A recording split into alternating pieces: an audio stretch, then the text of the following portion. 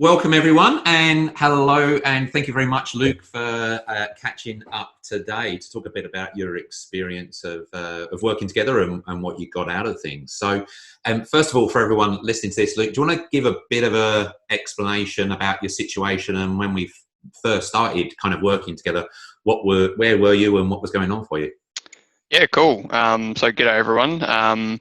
Yeah, I worked with Robin for about 18 months or so. When we first started working together, I was working as a project manager for Vic Roads at the time in Melbourne, Victoria, so looking after road upgrade projects. So I was in a management position. I guess in general, in terms of where I was at, in terms of my status and my role as a manager and a leader. I'd been working in that kind of similar position for a few years and had developed quite a lot, but saw a need for kind of further coaching and progression around being a leader and just being a happier human being, I guess. So I guess at the time I thought I was doing reasonably well with things, but upon kind of working together, we certainly started to hit some of um, the tough things on the head. I guess we started to pull out those issues or areas of development or challenges that I might have been facing pretty quickly. So yeah.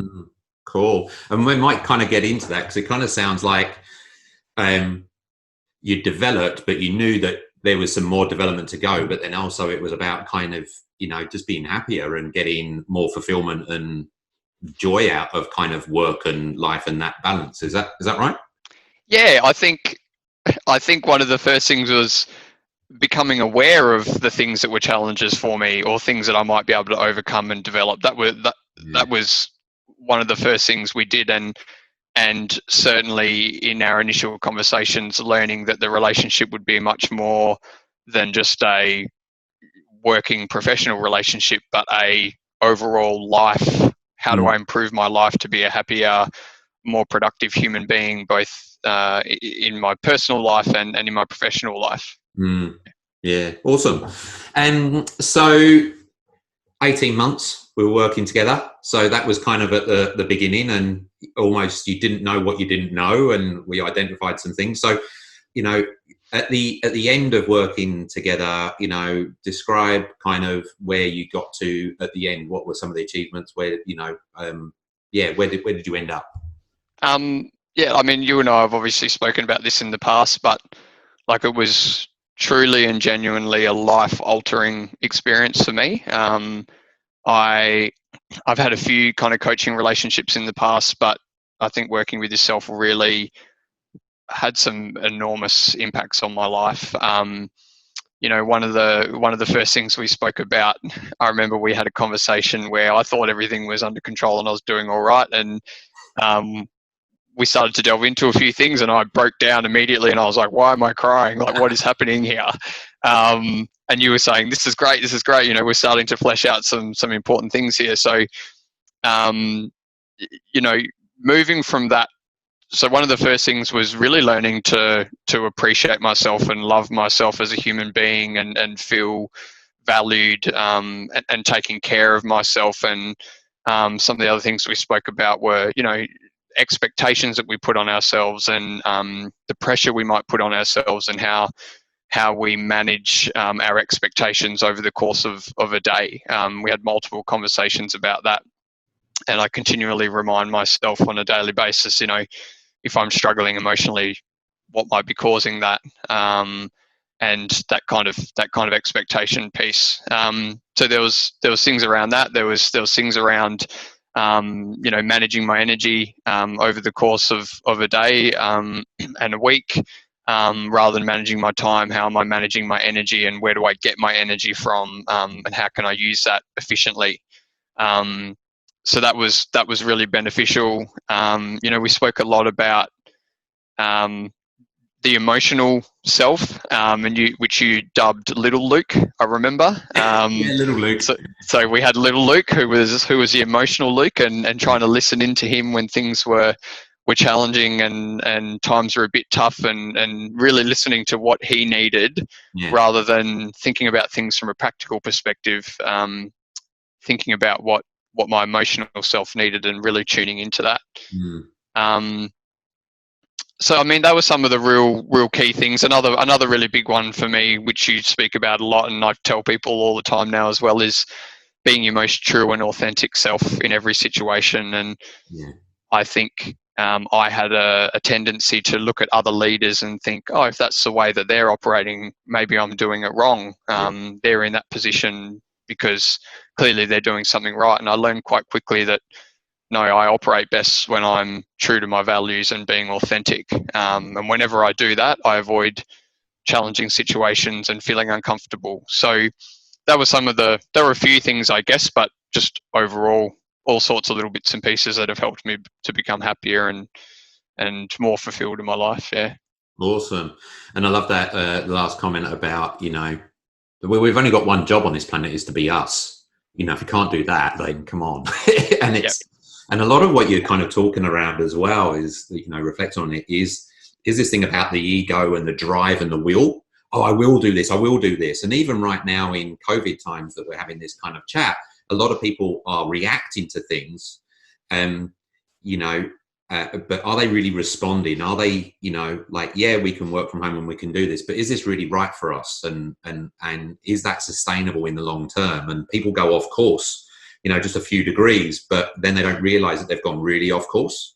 And so sometimes that little breakdown was a realization maybe of, wait a minute, yes, you've got a plan and you're going this way, but wait a minute, Luke, you're going off there and you're actually over here somewhere, and we've got a bit of turbulence to kind of get there. So, well, thank you for kind of demonstrating as well the humility and that, just kind of letting us know about your journey, because that's what people get the value from. Because it's one of the key things I say to people is you've got to have that sense of humility that we are our greatest obstacles ourselves, and we're our greatest success, and we need to kind of invest in ourselves, and it all starts with kind of having humility around being open to things. So out of all of it, what's the thing that you most got? What was like the gem? Was there a gem? Was there a saying? Was there a thing? Was there, what kind of piece of gold would you like to kind of let people know about? And you can have 2 or 3 if you want, but I always like kind of, what's the one thing?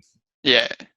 Look, I would like, the first thing that really jumps out to me, maybe because it's fresh in my mind, but it is genuinely something I think about a lot, is this, and I find it actually quite easy now, where some of the other things, you have to do a lot of work on them. There's not necessarily an easy solution to getting to where you want to be.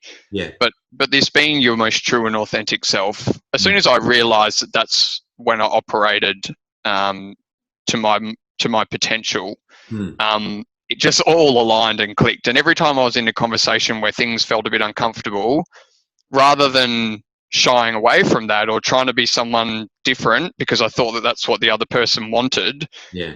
Now I don't do that. I'm just completely honest and open and being authentic to myself. So, and it's just helped me so much. I had lots of situations in the past where I'd get really uncomfortable and then have an emotional reaction, and we spoke about, like, I feel like I'm about to burst into tears in a meeting because I feel so uncomfortable. Yeah. And when I flipped that and tried to be true and authentic and say, you know what, I don't know the answer to this, or I'll get back to you, or whatever it might be, that just made a big difference, definitely.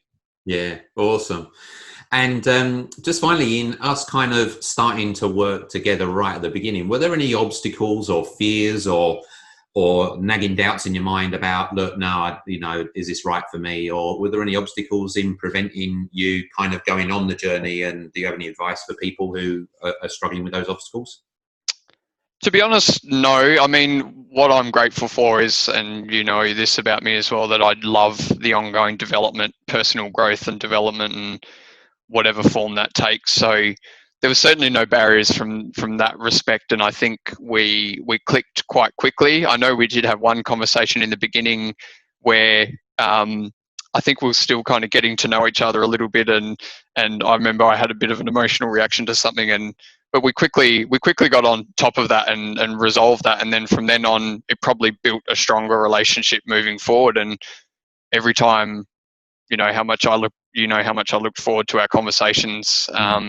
It just always helped me to to come back and think about the important stuff and listening into myself and those kinds of things. So, look, I mean, if people aren't as into, you know, working with a coach or their ongoing development, I would just say jump into it and see what you can learn out of it, because, you know, if you don't try, you don't know, obviously.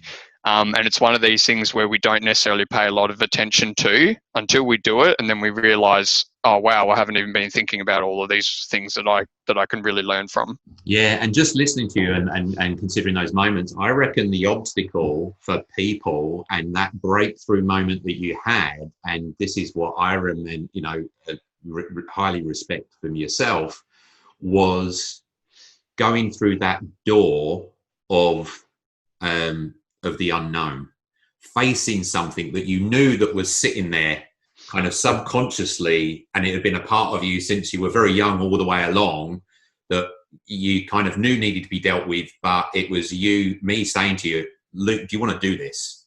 And you going, yes, I do. And I'm like, right, let's do it together.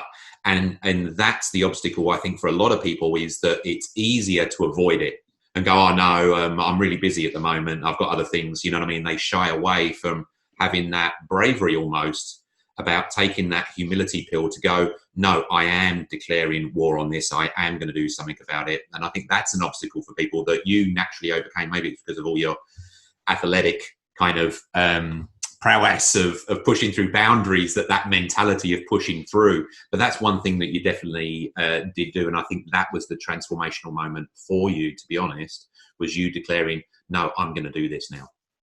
Yeah, I think put your ego to the side. Every single person on this planet has flaws and shortcomings and areas of growth, no matter how much they might give off a perception that's to the contrary. Yeah.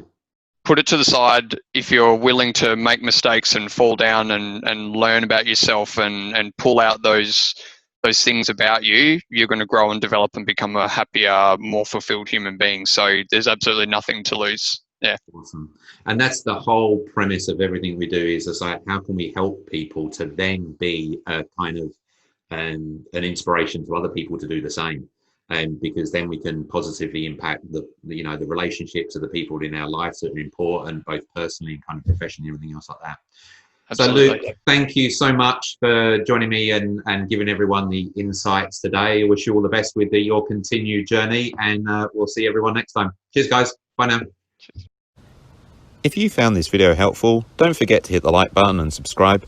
Feel free to share with friends and check out what's up next for more videos from my channel.